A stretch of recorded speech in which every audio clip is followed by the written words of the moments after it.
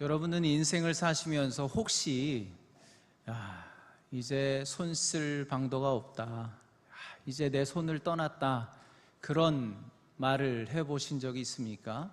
그런 순간에 닥쳤을 때가 혹시 있으셨습니까? 만약에 환자가 의사에게서 그런 말을 듣는다면 얼마나 절망스럽겠어요. 또 사업하시는 분이 이제 내가 손 쓸 방도가 없다 라고 말을 한다면 그 말을 하기까지 얼마나 힘든 시간, 또 그 순간이 얼마나 절망스럽겠습니까? 부모가 자녀를 바라보면서, 엇나간 곁길로 가는 자녀를 바라보면서 아이고 내 자식들이 이제 내 손을 떠났구나, 그렇게 말할 때 그 마음이 얼마나 아프겠습니까? 손 쓸 수가 없다, 더 이상 손 쓸 방도가 없다, 손을 떠났다, 이 말은 우리의 모든 노력과 수고와 지혜와 경험의 한계를 느낄 때 절망 가운데 터져 나오는 그런 언어입니다. 그런데 그런 말이 오늘 스바냐 3장 16절에도 등장합니다. 오늘 말씀의 배경이 되는 이 스바냐 선지자 시대는 하나님의 백성인 이스라엘 백성들이 하나님이 아닌 세상의 가치, 세상의 헛된 우상들을 바라보고 그것을 따라가고 그것을 붙들어서 하나님께서는 당신의 백성들을 심판하시겠다, 그렇게 선언하시던 그런 시대였습니다. 하나님의 그 강력한 준엄한 심판 예고 앞에서 이스라엘 백성들은 모든 소망을 잃어버렸습니다. 손에 힘이 빠져버린 거예요. 하나님이 우리를 심판하시면 우리는 이제 어쩔 도리가 없다, 손을 쓸 수가 없다, 그렇게 절망하고 있던 때였습니다. 그런데 바로 그때 그 이스라엘 백성들을 향해서 또 오늘 삶의 무게 앞에서 두 손을 늘어뜨리고 있는 오늘 우리를 향해서 하나님께서는 반전의 소망의 메시지를 선포하십니다. 그게 바로 16절 말씀입니다. 우리 16절 말씀 다시 한번 함께 읽겠습니다. 그날에 사람이 예루살렘에 이르기를 두려워하지 말라, 시온아 내 손을 늘어뜨리지 말라. 아멘. 이 말씀이 오늘 우리에게 주시는 하나님의 말씀인 줄 믿으시기 바랍니다. 그날에 앞에서 말씀드린 것처럼 하나님께서 너희를 심판하겠다, 하나도 남김이 없이 다 무너져 내리고 다 멸절될 것이다, 그렇게 모든 소망이 끊어진 것 같은 그 절망의 한복판에 서 있는 겁니다. 우리의 힘과 능력과 이성과 경험으로는 도저히 손 쓸 방법이 없다고 느껴지는 그때, 그 순간입니다. 그런데 바로 그곳에서 하나님은 두려워하지 마, 두려워하지 마, 너의 손을 늘어뜨리지 마 라고 말씀하시는 겁니다. 오늘 말씀을 통해서 우리의 늘어뜨려진 손을 다시 일으켜 세우시는 하나님의 강력한 이 소망의 메시지가 우리에게 들려지기를 간절히 소망합니다. 뿐만 아니라 절망의 자리에서 일어나서 찬양의 감사의 자리로 나아가는 은혜가 있기를 우리 주님의 이름으로 간절히 축원합니다. 아멘. 우리가 절망 속에서도 다시 연약한 손을 들고 감사의 자리로 나아갈 수 있는, 찬양의 자리로 나아갈 수 있는 이유가 17절 말씀에 있습니다. 우리가 찬양으로도 부르고 익숙한, 너무나 좋아하는 말씀인데요, 우리 17절 말씀을 함께 읽겠습니다. 17절입니다. 너의 하나님 여호와가 너의 가운데 계시니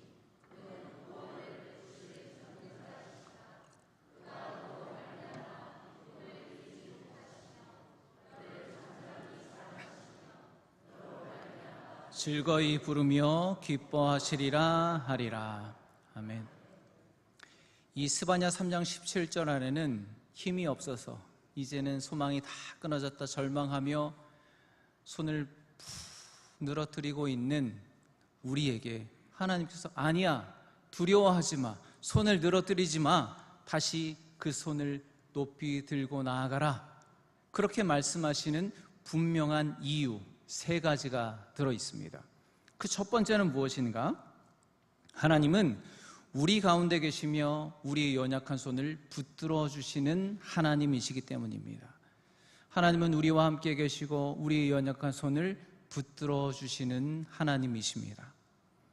오늘 17절 앞부분에 이렇게 되어 있죠. 너희의 하나님 여호와가 너희 가운데 계시니.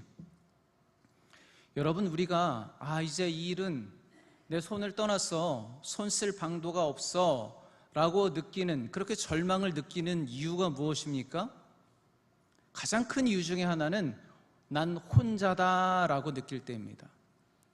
나는 이제 혼자다 라고 느낄 때 우리는 절망하게 됩니다. 난 아무것도 할 수 없다 라고 생각합니다.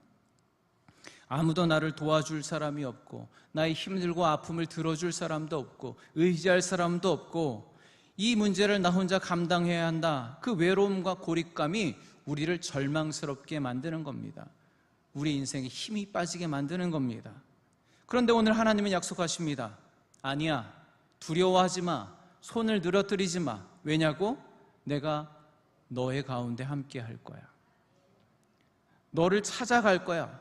네가 절망을 느끼고 있는 그 절망의 한복판, 주저앉아 있는 그 자리에 내가 찾아가서 함께 할 거야 라고 약속하시는 겁니다.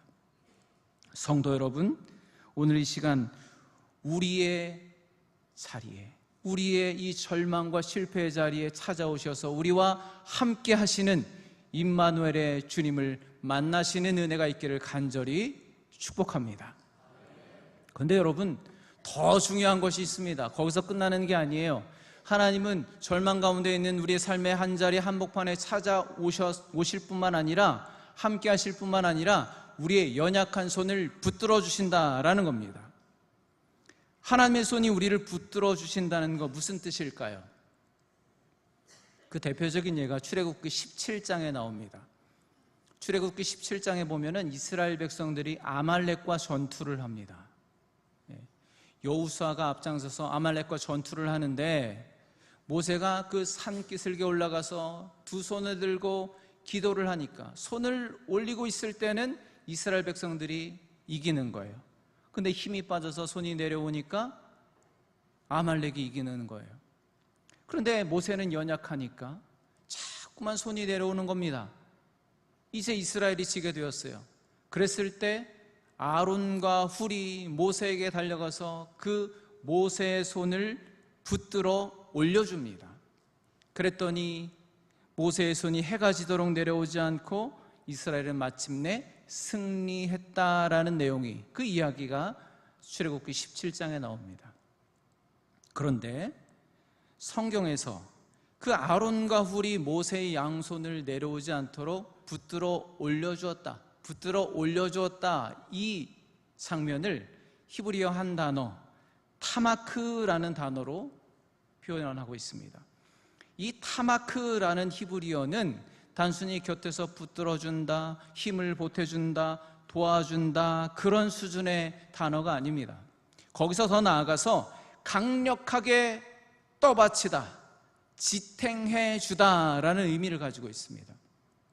즉, 모세가 인간적으로 연약하기 때문에 그 손이 내려올 때 아론과 훌이 그 손이 내려오지 않도록 꽉 붙들어서 그 무게를 떠받쳐주고 붙들어주고 강력하게 지탱해 주는 모습을 표현하는 단어가 타바크라는 단어입니다.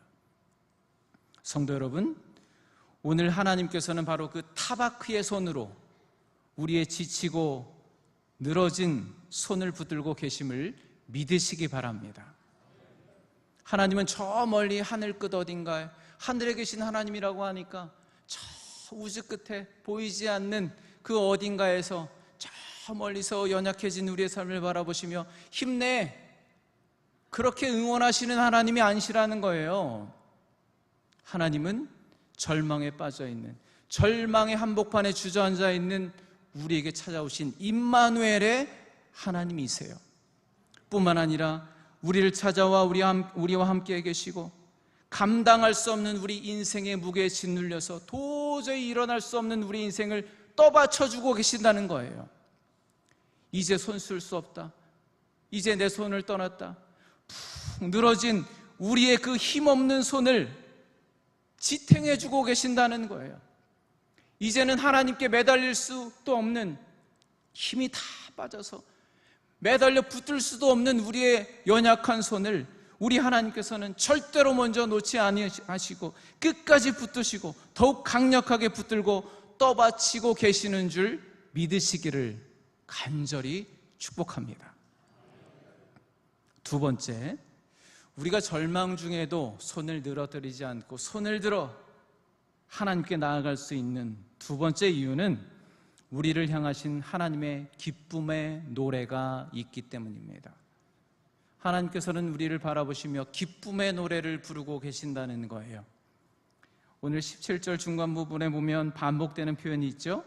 그가 너로 말미암아 기쁨을 이기지 못하시며 너로 말미암아 즐거이 부르며 기뻐하시리라 하리라. 여러분, 우리가 이제 지난 한 주간 새벽기도 때도 그렇고 이제 스바냐서를 묵상했는데요. 스바냐서는 앞에 한 절 스바냐가 누군가 소개하고 시작부터 내가 땅 위에서 모든 것을 진멸하리라. 사람은 물론이고 가축과 짐승과 모든 피조물을 내가 멸절하리라. 그런 심판의 메시지로 시작합니다. 스바냐서 전체가 그런 하나님의 강력한 심판의 경고로 가득 차 있어요.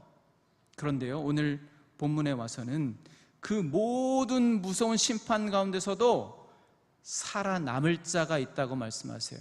오늘 본문 앞에 12절 13절에 보면은 곤고하고 가난한 백성을 남겨두겠다라고 약속하세요.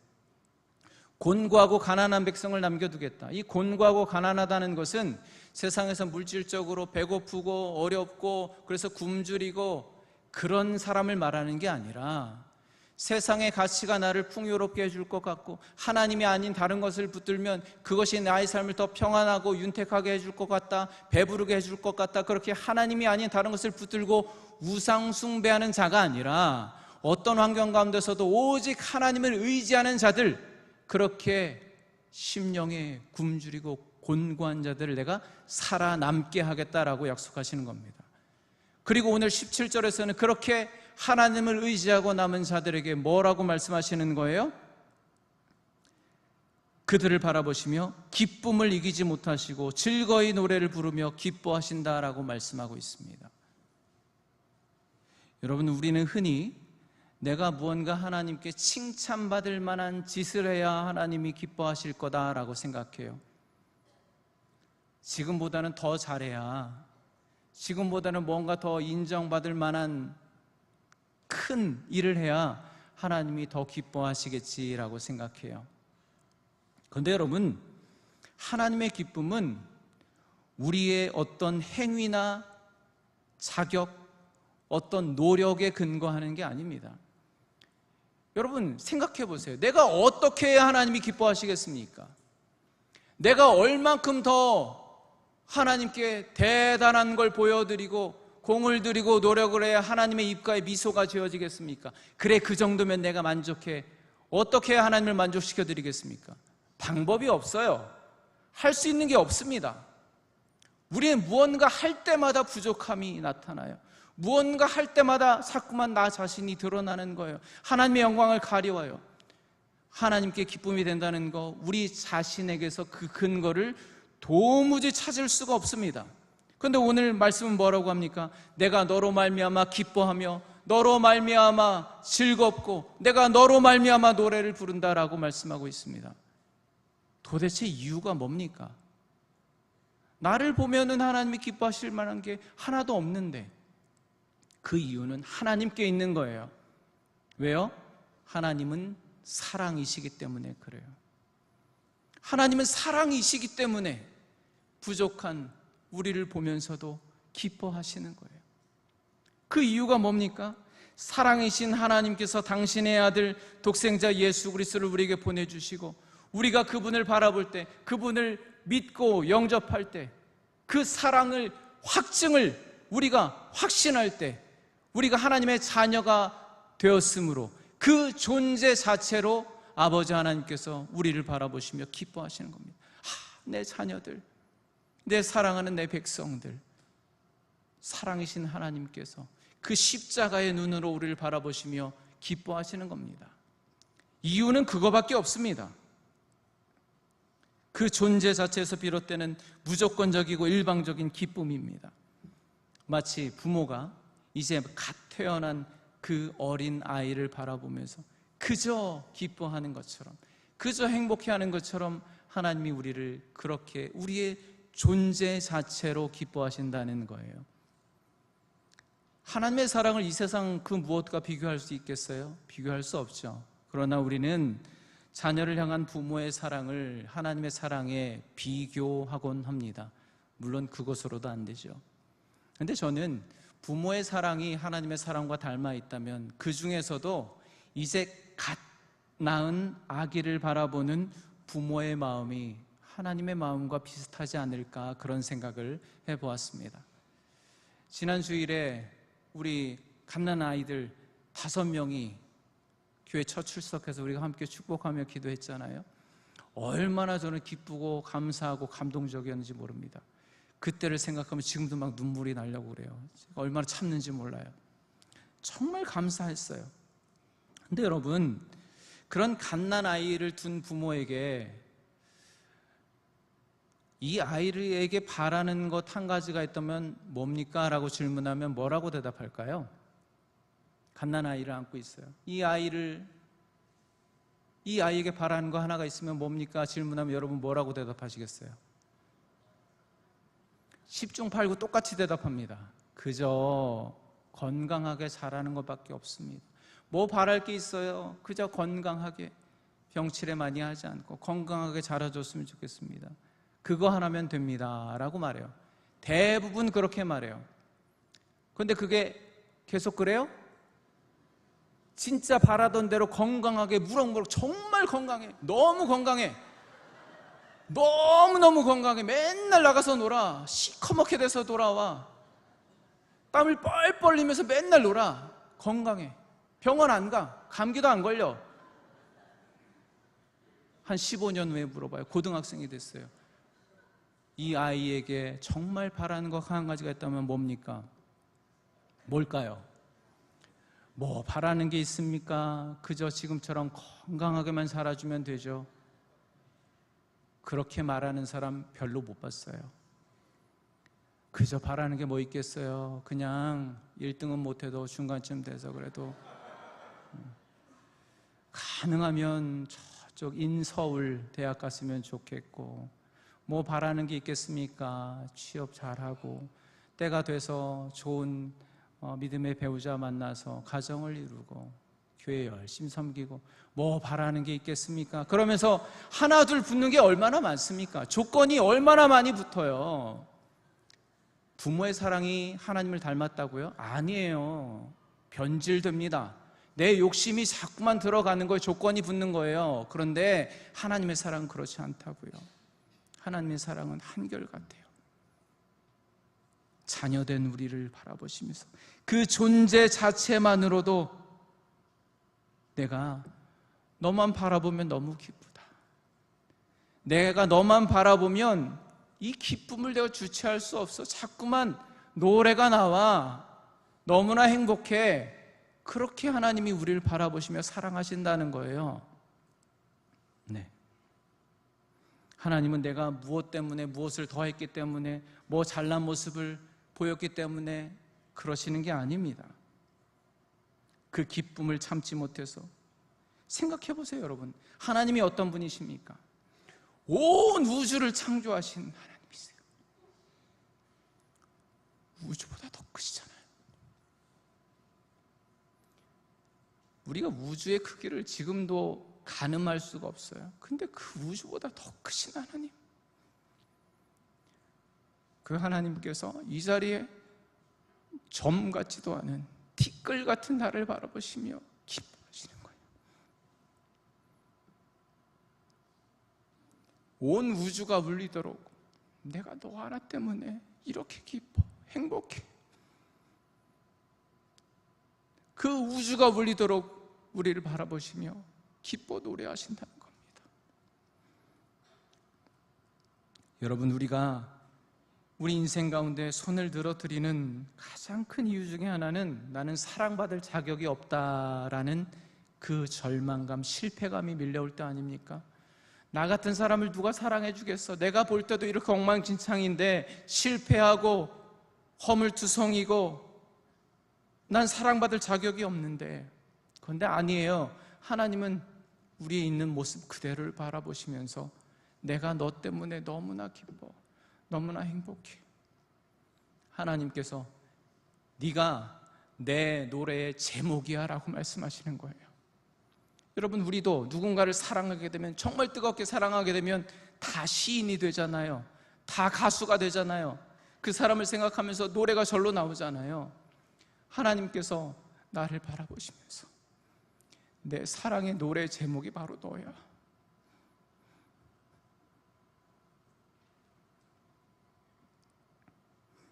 여러분, 그 무조건적인 사랑, 그 사랑이 우리 안에 믿어지기를 간절히 소망합니다.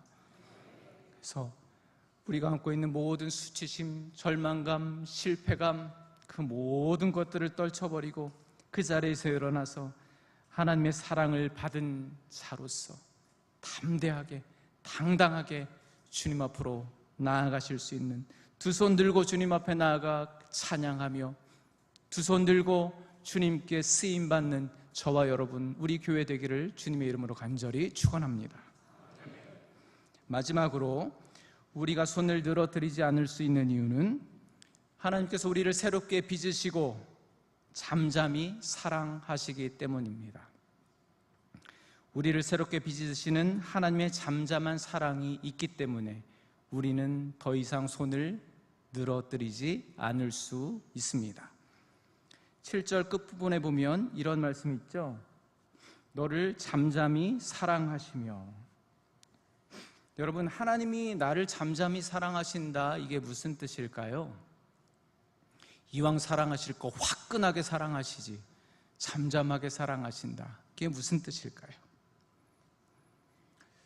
제가 이 말씀을 찾아보니까 그 히브리어 원어를 제 나름대로 직역을 해보니까 이런 뜻이더라고요.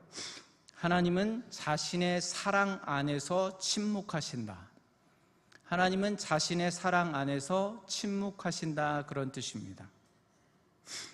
더 어렵죠? 알 듯 모를 듯한데, 하나님이 우리를 잠잠히 사랑하신다는 게 그분의 사랑 안에서 침묵하신다, 이게 뭘까? 제가 한참을 묵상하다가 번뜩 떠오르는 모습이 있었습니다. 그게 뭐냐면, 어떤 장면이었냐면 어린아이들이 자다가 꿈을 많이 꾸더라고요. 저도 이제 아이들을 키우다 보니까 애들이 자다가 낮에 무슨 일이 있었는지, 얘가 뭐 하는 일이 뭐가 있어요. 그런데 갑자기 자다가 막 실실 웃어. 또 어느 날은 자다가 막 울어요. 어느 날은 언니랑 싸웠는지 뭐 아니야 내 거야 그러면서 막 싸워요. 그러면 그 어린아이가 그렇게 악몽을 꾸는지 뭔지 모르겠지만 그렇게 소리를 지르고 웃고 뭐 그러면 엄마가 어떻게 합니까? 엄마가 다가가서 아이를 안죠. 품에 안죠. 그 다음에 쉿, 괜찮아, 엄마 여기 있어, 괜찮아, 엄마 여기 있어, 그렇게 토닥여 주는 거예요. 그러면 자던 아이가, 그렇게 막 소리 지르고 울고 그러던 아이가 어떻게 하는지 엄마의 그 품, 엄마의 숨결, 엄마의 그 토닥임을 느끼고 평안하게 잠이 드는 거예요. 여러분, 하나님의 사랑은요, 세상의 사랑처럼 그렇게 시끌벅적하지 않습니다. 화려하지 않습니다. 과시하지 않습니다. 하나님의 사랑은 오히려 우리 안에 끊임없이 악몽처럼 두려움이 밀려오고 절망의 소음들이 막 일어날 때, 그것 때문에 불안할 때 우리를 조용히 품에 안아주시고 쉿, 괜찮아, 내가 여기 있잖아, 내가 너와 함께하고 있잖아, 내 손이 너를 만지고 있잖아, 그렇게 잠잠히 우리를 사랑하신다라는 겁니다. 그런데 여러분, 오히려 우리는 그래서 종종 하나님의 사랑을 느끼지 못할 때가 있어요. 잠잠히 사랑하시기 때문에.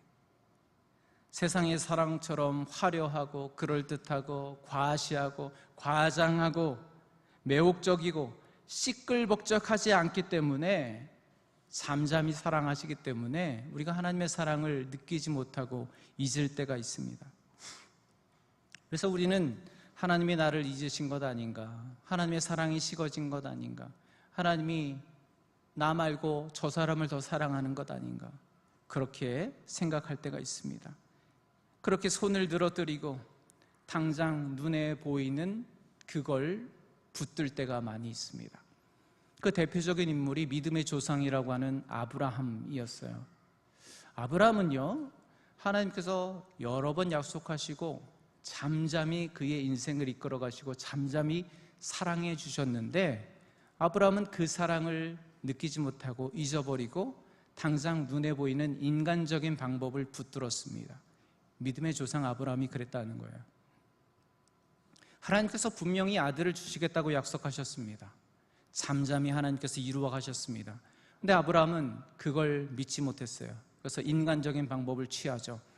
여종 하갈을 통해서 이스마엘이라는 아들을 얻게 됩니다. 잘했어요? 그 결과가 어떻게 되었습니까?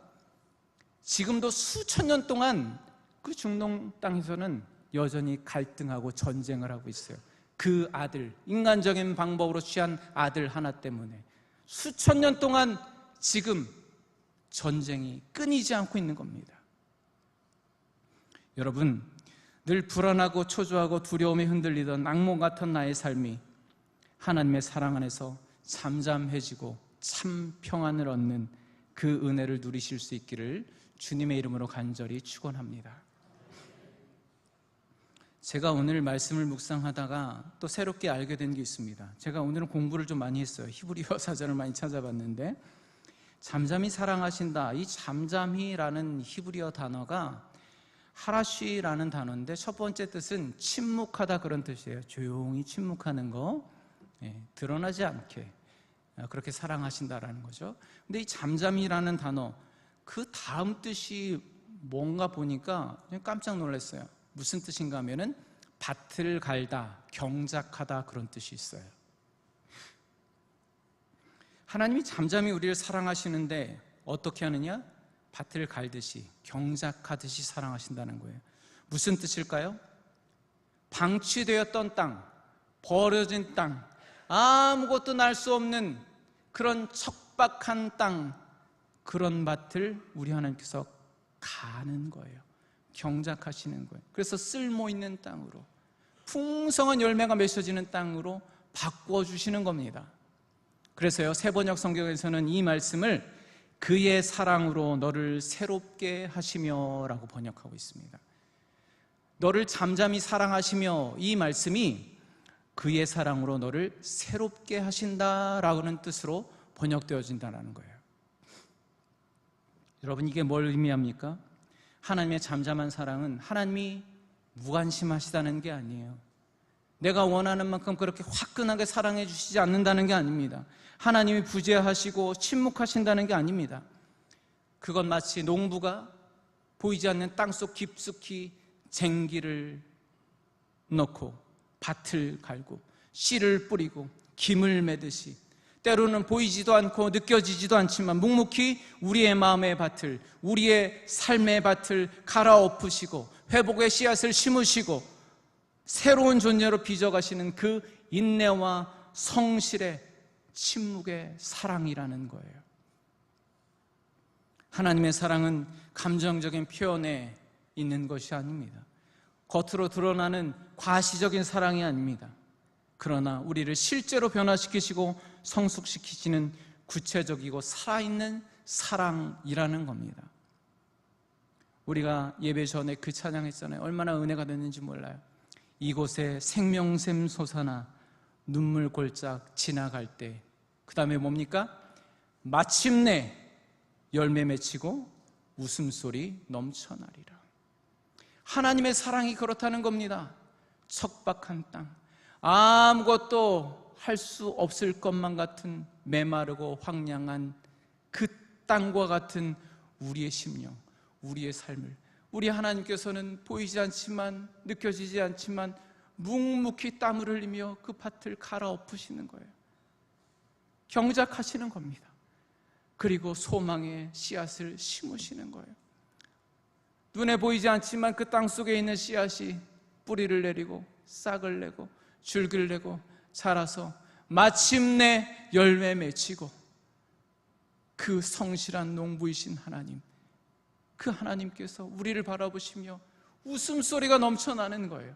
온 우주 가운데 우리를 바라보시며 기뻐 노래하시는 거예요. 하나님의 사랑이 그렇다는 겁니다.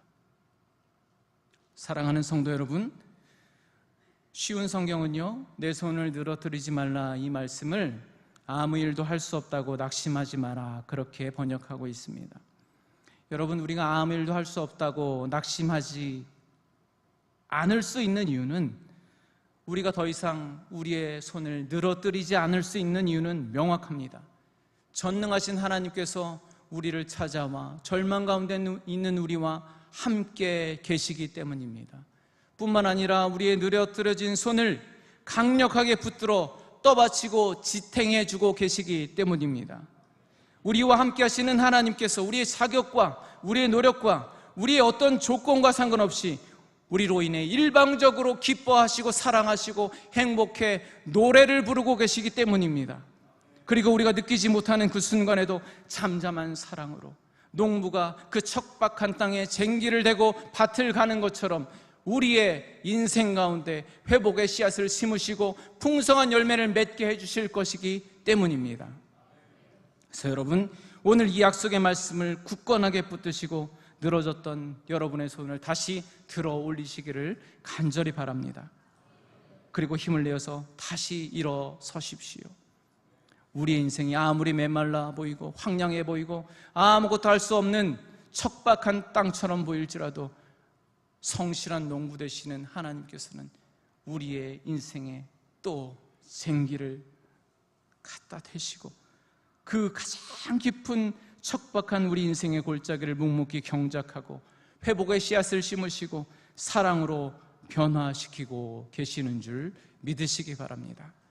그래서 이번 한 주간도 그 위대한 하나님의 일하심 가운데 우리 모두가 힘을 내어서 이 손을 들고 하나님 감사합니다, 찬양할 수 있길 바라고, 또 이 손을 들고 하나님의 그 일하심에 동참할 수 있게 되기를 우리 주님의 이름으로 간절히 축원합니다. 아멘.